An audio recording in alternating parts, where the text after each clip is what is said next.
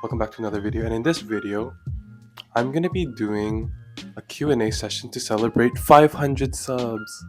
Yay!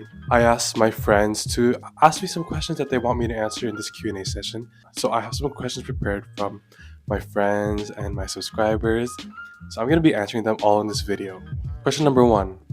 What would you do if you won $1 million right now?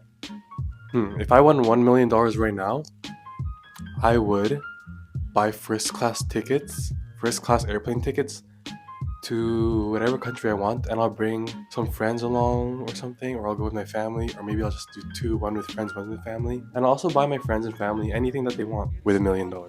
And then of course I'll save some for shopping, and other miscellaneous stuff like that. Question number two. If you could switch bodies with any celebrity, who and why? If I could switch bodies with any celebrity, there's this one singer, his name is Fujikaze.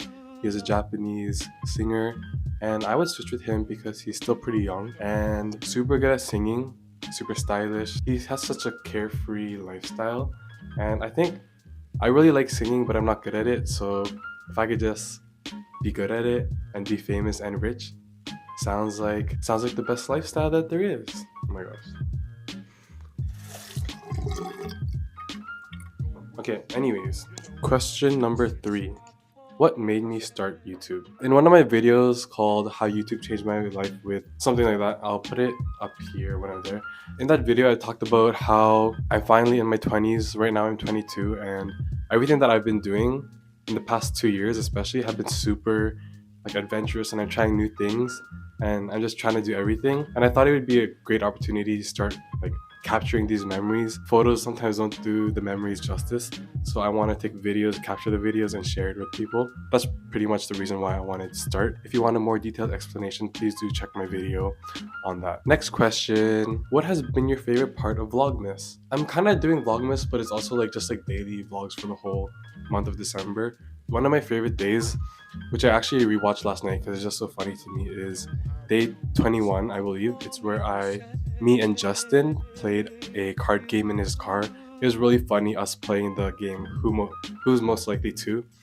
Yeah, it's just funny listening our answers and reasoning to why we chose each other or ourselves. I also really enjoyed the gingerbread making house video with Wayne, Charla, and Rachel. That one was really funny and fun to film. But rather than favorite video, I think I just really enjoyed the part that in all of December I had nothing to do, so by committing to this daily vlogs, it forced me to make more plans than I would have if I wasn't vlogging every day. So yeah, I think it made the last month of 2024 extra fun. Number five, who is your YouTube inspo? I can't pinpoint one exact inspiration person, but to name some people that I do watch. Okay, I wrote it down, so I'm gonna read it. Some YouTubers I like include Kyo Tang, Kelly Wakasa, Luke Ike, Elliot Choi, Francis Chu, Daniel Tamago, Jed Kal, Joshua Salome, and Jesse OGN, and Shu-chan.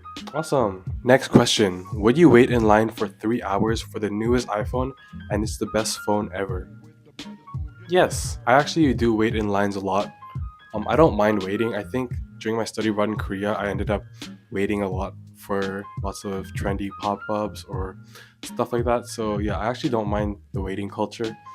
And when I was in the hospital the other day, I waited 15 hours and I was fine. Yeah. So honestly, I don't mind waiting. And even when I go to concerts, I normally go super early. So and even for clothing drops at some stores, I've waited in lines for hours. So yes, easy question, I would wait. Next question, what is the funniest thing that has happened to you? There's honestly so many funny things, I can't pinpoint one. The situation that I think is the most funny when we're supposed to be serious, but you just can't be serious, and that makes trying not to laugh 10 times more funny and harder. I think those moments are the funniest moments in my opinion. Okay, I have two favorite trips. One of them was 2022 when I went to Switzerland with my family. This one was really fun because I always wanted to go to Switzerland for some reason. Yeah, I don't know why, but I always wanted to go there. In Interlaken, one of those famous touristy areas, I went Paris, parasailing. That was super, super fun. So I really enjoyed doing that. And then another trip that I think I really liked was like a birthday and late graduation trip where I went to Japan and Korea with Yosei. And I think that was really fun, and I think that trip kind of changed my lifestyle in the sense like I started to want to travel a lot more, and my spending habits changed because I bought a lot on that trip. Yeah, so that trip was very transformational for me, I guess you could say. And some other fun trips that I really enjoyed, notable trips, I enjoyed Hong Kong with Dong Hyuk and Ahyeon, and yeah. And that segues to my next question. When will I come to Japan? This was asked by one of my Japanese friends. 来年5月に日本に行くつもりです. I plan to go to Japan in May next year after my last semester.